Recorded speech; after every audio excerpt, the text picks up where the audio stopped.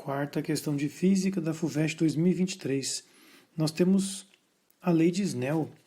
A lei de Snell, fornecida inclusive pelo texto, e uma relação entre os índices de refração dos raios que virão a ser desviado. Aqui é dito que é incidida uma luz branca, assim todas as outras cores serão refratadas, e nós vamos considerar essa luz entrando aqui neste lado do meu prisma. E observe, eu vou traçar aqui a linha que seria a normal.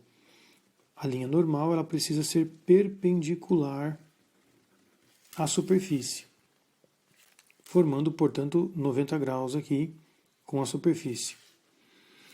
Toda vez que nós temos um feixe que entra em um meio novo, saindo do ar e entrando em outro meio, que seria no caso aqui o vidro, ocorre um desvio.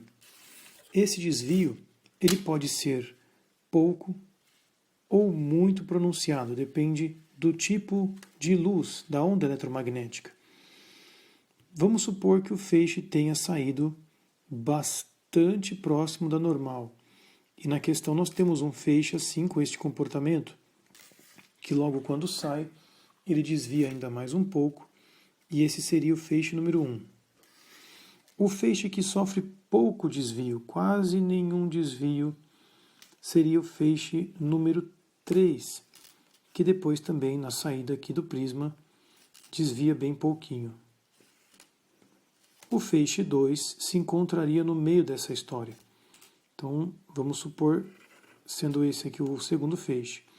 O texto ainda coloca que não foi desenhado todos os outros possíveis para que não ficasse tão poluído o desenho. Bom, o ângulo de refração e o ângulo de incidência agora nos interessa. Como eu havia mencionado, essa normal ela tem a função de ser uma referência para nós. Portanto, essa luz branca ela vai incidir com um ângulo I, e essa luz vai ser refratada com alguns ângulos diferentes para cada componente da luz branca. Este, por exemplo, seria o ângulo de refração do 1, do primeiro feixe.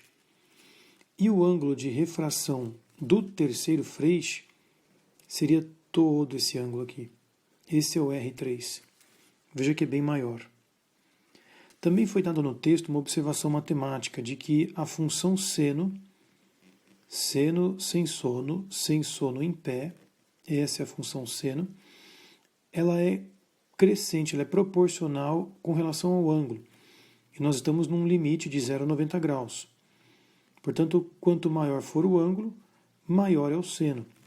São diretamente proporcionais. Agora vamos analisar essa lei de Snell para cada um dos feixes. Vamos supor que esteja entrando de fato a luz branca, um N do ar, que aqui eu vou escrever ar, e um seno de incidência. Na sequência eu vou colocar um segundo parâmetro, um segundo feixe, que seria o meu feixe número 1. Então aqui seria N1, seno do R1. Isso eu poderia fazer com todos, poderia ser N2, seno R2, N3, seno do R3. Porém, o início da equação é sempre o mesmo. Veja que aqui nós podemos isolar o seno de R1, escrevendo como sendo N do ar, que vale 1, seno de incidência dividido pelo coeficiente, pelo índice de refração desse feixe. Bom, a partir da análise agora do desenho, nós temos que tirar uma proporção. Veja que esse R1 ele é pequeno, é um ângulo pequenininho. Então aqui eu tenho um ângulo pequeno, resultando em um seno pequeno. Um valor pequeno para seno. Se o valor é pequeno para seno, e o único parâmetro que está mudando é o índice de refração, significa que para essa divisão resultar em algo pequeno, é porque esse cara é muito grande. O índice de refração é bastante alto no caso desse feixe número 1. E o contrário nós podemos também concluir com relação ao 3.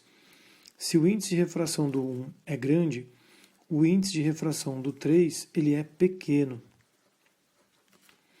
E o menor possível para o índice de refração é o do ar, que vale 1.